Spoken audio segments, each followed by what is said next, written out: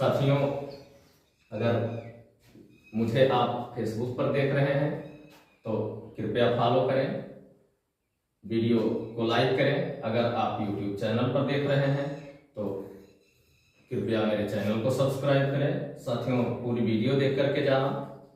एक प्रश्न है, हो सकता है आपके लिए भी ये समस्या का जो है कारण बने। आइए देखते हैं। एक आयताकार खेत के विकर्ण की लंबाई 17 मीटर तथा परिमाप 46 मीटर है। खेत का क्षेत्रफल होगा। देखिए, खेत का क्षेत्रफल होगा। आइए इसको हल करते हैं।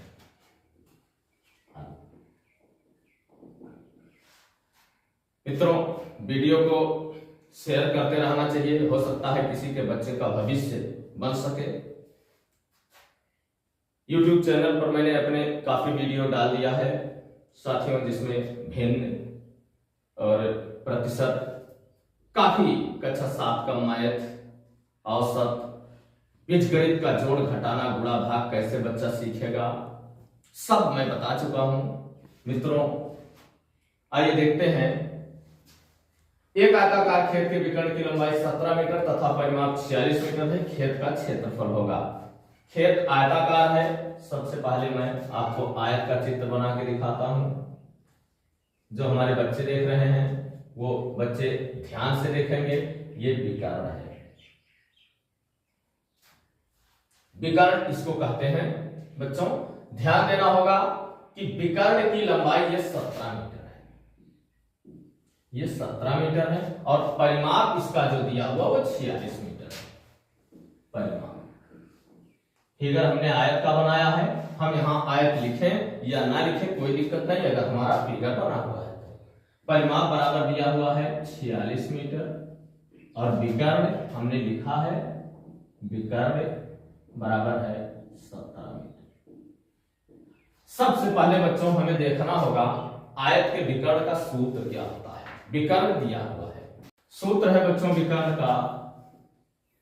ये विकर्ण का सूत्र होता है बच्चों अंडर रूट लंबाई वर्ग धन चौड़ाई वर्ग बराबर विकर्ण। ये होता है बच्चों सूत्र। इसको हम सबसे पहले लिखेंगे, चूंकि इसका लिखने का मेरा कारण यह है कि ये विकर्ण दिया हुआ है बच्चों। परिमाप हम लिख नहीं सकते क्योंकि हमको लंबाई और चौड़ाई पता नहीं है। कोई भी प्रश्न जब हम सॉल्व करते हैं या हल करते हैं तो सबसे पहले हमको देखना होता है कि दिया क्या है। बस जो दिया होता है उसी का सूत्र, उसी का फार्मूला हम लगाते हैं सबसे पहले बच्चों। तो हमें विकर्ण का सूत्र, विकर्ण दिया हुआ था इसलिए हमने विकर्ण का सूत्र लिख दिया। अब लंबाई चौड़ाई हमको पता नहीं, फिर इसको लिख लेंगे बच्चों। लंबाई का वर्ग और धन चौड़ाई का हमने लिख दिया बराबर ये 17। समस्या है, इधर करड़ी है, इधर करड़ी नहीं है, तो हम क्या करेंगे, यहां लिखेंगे दोनों पक्षों का वर्ग करने पर हम करड़ी हटा लेंगे। सबसे पहले करड़ी हटाएंगे बच्चों, दोनों पक्षों का वर्ग करने पर।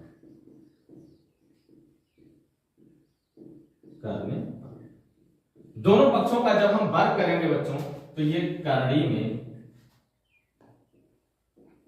लंबाई का वर्ग धन चौड़ाई का वर्ग, इसका अगर हम वर्ग करेंगे तो ये करड़ी हट जाएगी बराबर 17 का वर्ग।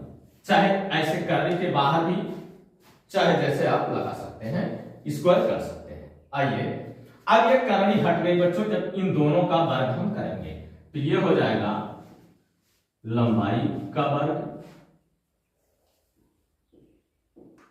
और धन चौड़ाई का वर्ग बराबर ये 17 का वर्ग होता है बच्चों 289। 17 गुणे 17, 17 का वर्ग का अर्थ होता है 17 गुणे 17। अब या तो 17 गुणे 17 लिखें या हम सीधे सीधे 289 लिख सकते हैं। ये 289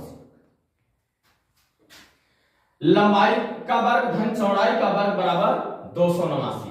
हम लंबाई को चाहे ऐसे ही लिखें, लंबाई को हम लेंथ यानी जिसको यल से लिखते हैं, चौड़ाई को ब्रॉड जिसको बी से लिखते हैं, हम चाहे तो लिख सकते हैं। इसके बाद दिया हुआ है बच्चों परिमाप, ये परिमाप दिया हुआ है। परिमाप का सूत्र होता है 2 कोष्ठक में लंबाई धन चौड़ाई, लंबाई धन चौड़ाई बराबर परिमाप, इसको हम लिख लेंगे बच्चों, ठीक है। अब क्या हो गया,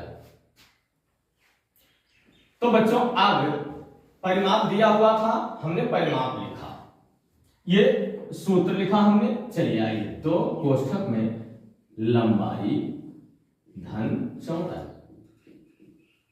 बराबर परिमाप दिया है 46 मीटर, 46 मीटर।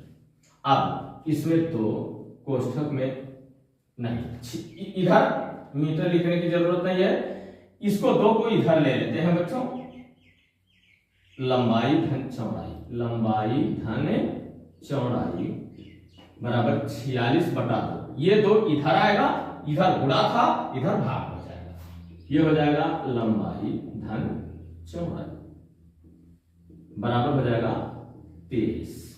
ये लंबाई धन चौड़ाई बराबर 23, यानी लंबाई और चौड़ाई मिला करके 23 मीटर होगा बच्चों, ठीक है, समझ में आ रहा है ना। लंबाई धन चौड़ाई बराबर 23 मीटर।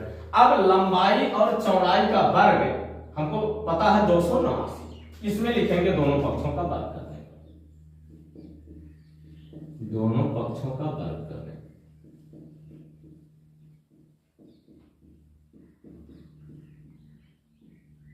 करने इसमें भी दोनों पक्षों का वर्ग कर देंगे, ये हो जाएगा। अब आइए हम यल और बी लिख लें तो अच्छा रहेगा। लंबाई के लिए हम यल लिखेंगे बच्चों, यल और चौड़ाई के लिए बी लिखेंगे, बराबर इसका स्क्वायर कर लेंगे, आसान होगा लिखने में, बराबर 23 का बच्चों। ये फिगर मिटा रहा हूं, फिगर आप लोग देख ही लिए हैं।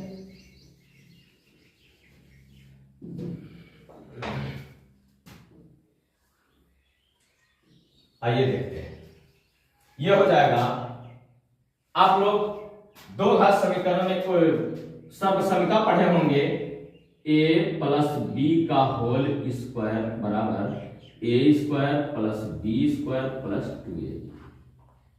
लेकिन जो दिया होता है a² + 2ab + b², हमने लिखा इस हिसाब से कि जिससे ये हमको अभी लंबाई वर्ग चौड़ाई वर्ग मिल जाएगा बच्चों।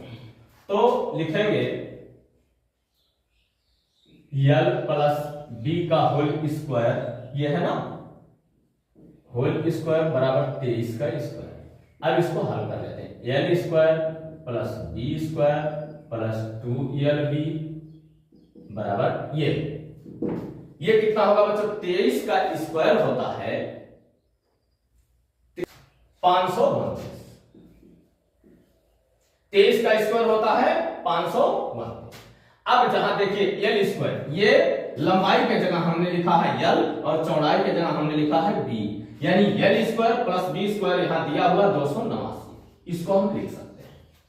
अब ये 289 + 2lb बराबर 532, ठीक। अब ये 2lb बराबर 532, इसको इधर लेंगे 289 माइनस हो जाएगा। अब 2lb बराबर क्या लिखेंगे, ये 9 में से 9 गया 0, यहाँ 12 में से 8 गया 4, और यहाँ 4 में से 2 गया 240। lb बराबर 240/2, ये 2 गुणे था, 2 1 2 गुना 120, यानी lb लंबाई गुणे चौड़ाई क्या होता है, लंबाई गुणे चौड़ाई बराबर क्षेत्रफल, ये होता है लंबाई गुणे चौड़ाई बराबर क्षेत्रफल। और lb यानी l गुणे b बराबर 120 आया, l गुणे b बराबर 120 आया, 120 मीटर स्क्वायर आएगा। यही क्षेत्रफल होगा बच्चों उस खेत का, ठीक है। क्षेत्रफल बराबर हो जाएगा 120 मीटर स्क्वायर। ये हमारा उत्तर हुआ बच्चों।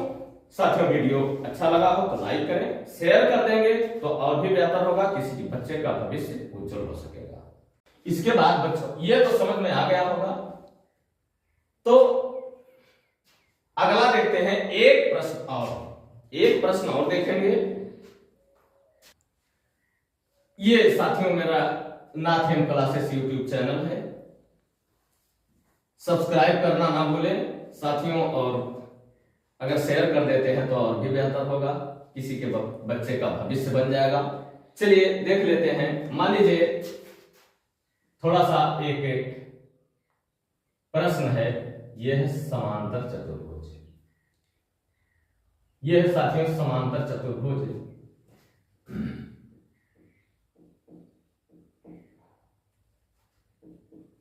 समांतर चतुर्भुज है ये चतुर्भुज का सिंबल हमने लगा दिया है, चतुर्भुज लिखा नहीं। इसका क्षेत्रफल अगर हमको ज्ञात करना हो, मान लीजिए हमारा खेत ही क्यों न हो और इसका क्षेत्रफल हमको पता नहीं, कैसे ज्ञात करेंगे ये देखना होता है। सबसे पहले मित्रों जा करके हमें आधार, चाहे इसको मान के आधार चाहे इसको मान के आधार, हमें माप लेना होता है। माप लेने के बाद मान लीजिए ये कुछ भी आया हो, मान लीजिए ये 40 मीटर आया, 40 मीटर आया मित्रों। क्षेत्रफल इसका निकालना आसान है, लेकिन सबसे पहले देखेंगे हम कि कैसे निकालें। समांतर चतुर्भुज का क्षेत्रफल होता है, सूत्र समांतर चतुर्भुज का क्षेत्रफल बराबर होता है आधार गुणे ऊंचाई, आधार गुणे ऊंचाई। यह क्षेत्रफल होता है मित्रों समांतर चतुर्भुज का। आधार तो हमने माप लिया, लेकिन ऊंचाई इसका हमें पता नहीं। ऊंचाई हमें निकालना कैसे होता है? ऊंचाई जो आधार लेते हैं इसी पर हम लंब डालेंगे। अब लंब डालने का तरीका मैं आपको बताता हूं। यह 90 अंश का कोण बनना चाहिए।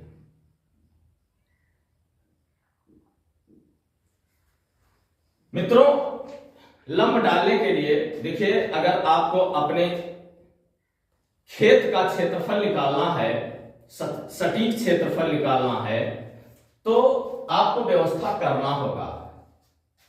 एक बॉटम लीजिए जिसे फर्श बराबर किया जाता है, या छत पर ऊपर छत ढालने के बाद जब मिस्त्री बनाता है तो एक बॉटम होता है चौकोर का, वो लेकर के आपको अपने मेड़ पर रखना होगा ऐसे ही। और एक राइट एंगल होता है, आप लोग जानते होंगे इसे 90 अंश का, कहीं कहीं काटकोना कहते हैं और कहीं कहीं राइट एंगल, उस पर रखना होगा। रखने के बाद ये डोर की सहायता से इसको इस कोने से यहां तक लाना होगा। मान लीजिए आपका फार्म बड़ा है, तो फार्म में जैसे 10 मीटर 15 मीटर की डोर लेना है, 20 मीटर की डोर लेना है। डोर ले करके आपको 4 कील लेना पड़ेगा। कील यहां पर रखेंगे जब आप राइट एंगल, तो जहां तक आपकी रस्सी जाती है, मान लीजिए यहां तक आपकी रस्सी आई, यहां 2 कील लगा लेंगे, 2 कील लगाएंगे। इसके बाद यहां पर इस कील पर सटा लेंगे उस रस्सी को। यहां राइट एंगल है, सीधा करने का यही तरीका। फिर यहां जाएंगे, यहां पर रस्सी पकड़ेंगे, इसको सटा करके फिर वो जो 4 कील हमने कहा था 2 कील आगे लगा लेंगे, फिर इसको 2 उखाड़ सकते हैं। फिर इस तरह से सीधा मापते जाएंगे और आप पीछे टेप से मापते चले जाएंगे। वो जो फीता आता है मापते हुए जाएंगे, पता चल जाएगा कितना मीटर है। इस तरीके से मान लीजिए ये आपका 30 मीटर हुआ। बहुत बड़ा फार्म, चाहे जितना बड़ा फार्म क्यों ना हो, चाहे जितना बड़ा फार्म क्यों ना हो आपका, आप इस तरीके से माप सकते हैं। ये 40 मीटर नहीं 4000 मीटर हो, कोई दिक्कत नहीं। यानी आधार याद रहे, जिस जो भुजा आप मापेंगे उसी पर ये आधार, उसी आधार पर ये लंब आपको डालना पड़ेगा। मान लीजिए ये 30 मीटर आया, अब इसका क्षेत्रफल निकालना तो आसान हो गया। 40 गुणे 30, 4 तिया 1200 मीटर स्क्वायर। अब इसको हेक्टेयर में आप ट्रांसफर कर सकते हैं। 1 हेक्टेयर बराबर 10,000 वर्ग मीटर होता है, इसमें 10,000 से भाग दे दीजिए, वर्ग हेक्टेयर में बदल गया। मान लीजिए लेकिन अगर इधर से मापना चाहते हैं, ये वाला मापते हैं, तो आपको लंब इस पर लेना होगा। इस पर लंब लेना होगा। जो आधार आप मानेंगे लंब उसी पर होना चाहिए, यहां 90 अंश का कोण बनाना चाहिए। क्षेत्रफल वही आएगा, इसमें कहीं कोई दो राय नहीं है, ये गणित है मित्रों।